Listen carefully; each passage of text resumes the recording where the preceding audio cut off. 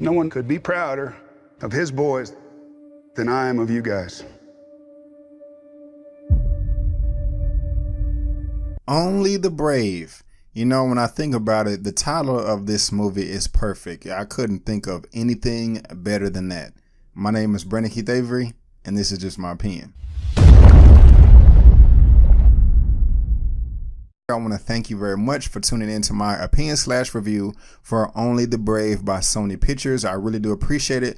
But before I get into the review, please help your boy out. Go ahead and click that subscribe button. Click that bell so you can be notified, and go ahead and give me that thumbs up. Let's see if we can get this video to 100 likes.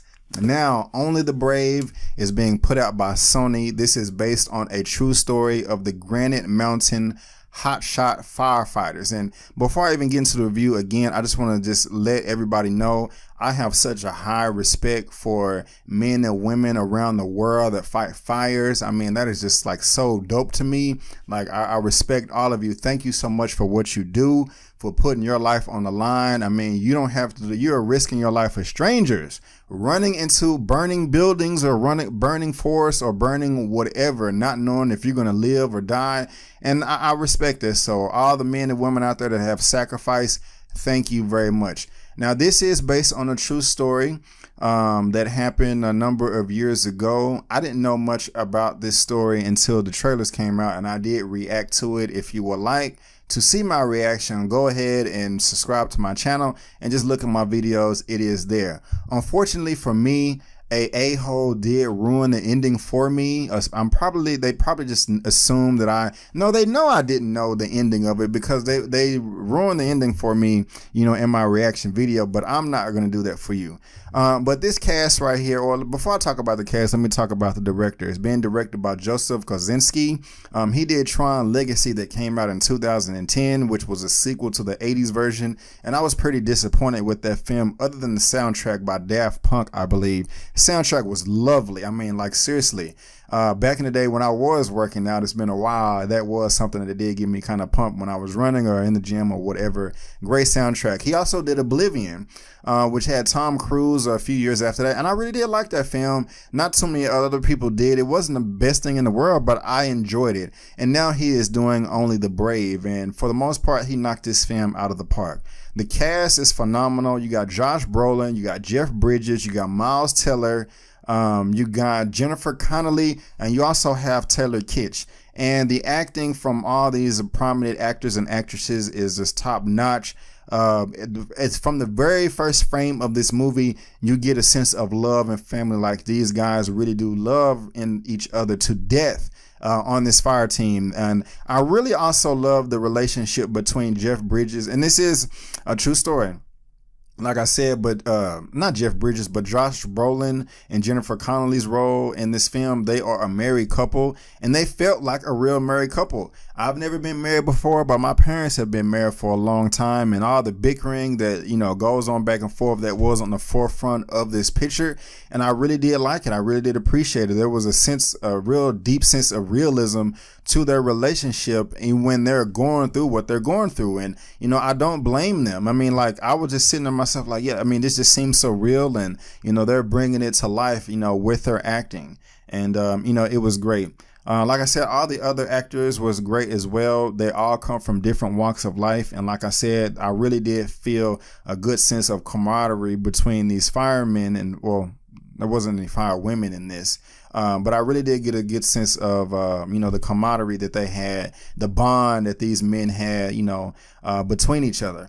I also did learn a lot about fighting fires. I've never fought a fire before, but towards the beginning of the film, it was so cool. They had, like, I guess this took place in Arizona. There also was some firemen that came out of California. I believe Josh Brolin's role, he's playing someone named Eric Marsh. I think he said he was from Carolina or South Carolina. I could be wrong. Maybe he was just making a reference to something else. But what was cool about it in Arizona, I guess they just have this set up to where if you have a pool and, you know, firemen and women, they want to come borrow some water, they had like a helicopter come with like a giant vacuum and suck the water out the pool and just kind of go off. And this is not really a spoiler, but as they was doing it, the owner of the house just came outside and was like, saluting the people in the helicopter and kind of gave them a thumbs up, like, yeah, go ahead, take as much water as you need.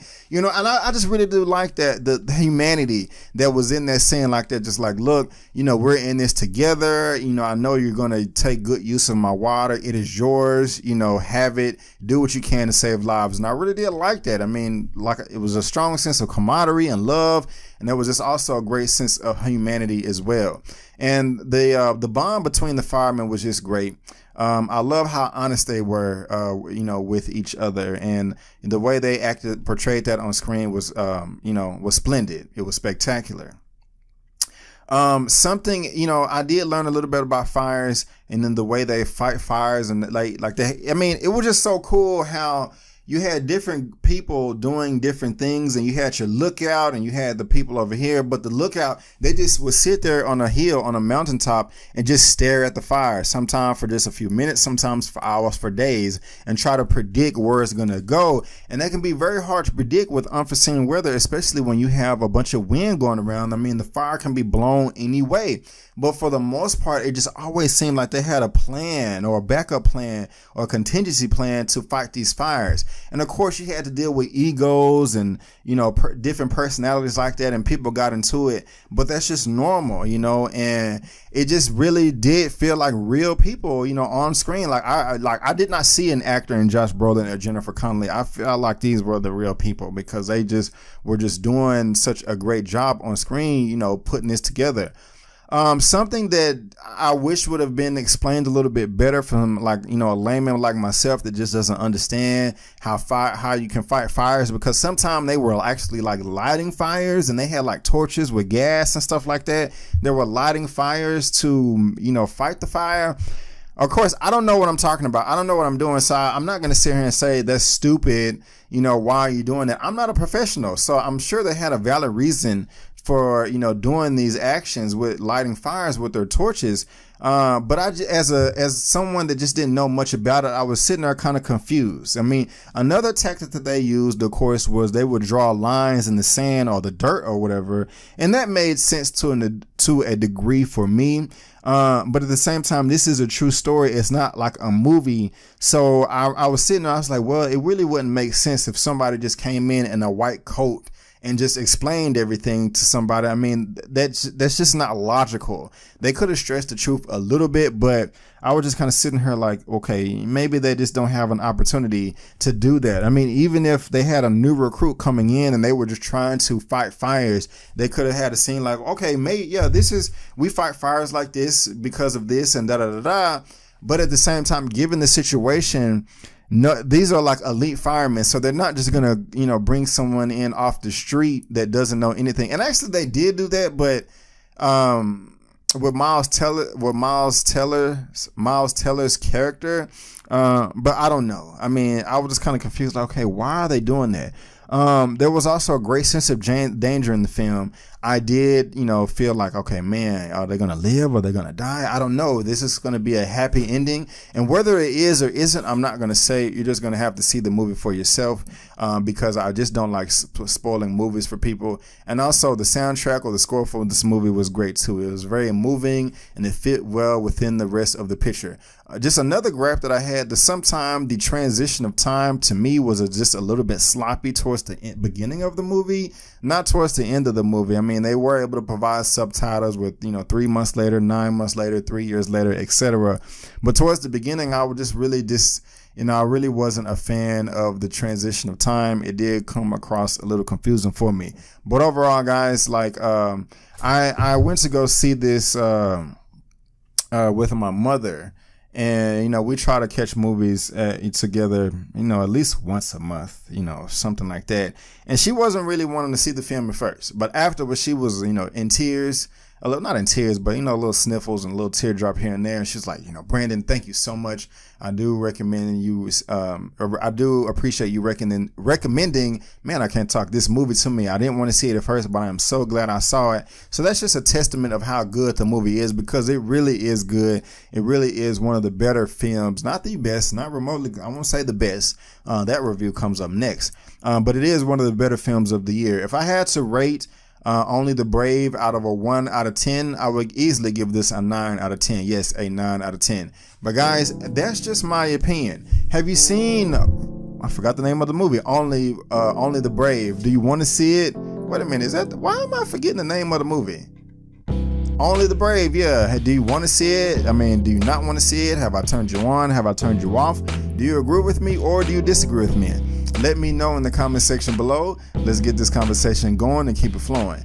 If you like this video, go ahead and give me the thumbs up. And if you don't like the video, that's perfectly fine. Just leave me a comment below why and still give me the thumbs up. Since you're watching this video on YouTube, go ahead and subscribe to my YouTube channel. Get all the content that I have to provide. Also, click the bell so you can be notified when I do make uploads. You can also go to my website. Check me out there, bookmark it. I do have written reviews too. And also, guys, look me up on social media, Facebook, Instagram, and Twitter. All that good stuff, and I really made it so at the bottom of your screen, and I also made it even easier because I provided a link to all that good stuff down in the description box below. But guys, I just want to thank you again for tuning in to my opinion/review for Only the Brave by Sony Pictures, starring Josh Brolin, Jeff Bridges, Jennifer Connelly, Miles Teller, and Taylor Kitsch, directed by Joseph Kosinski. And before you go, guys, don't forget that my name is Brandon Keith Avery, and that's just my opinion. Peace.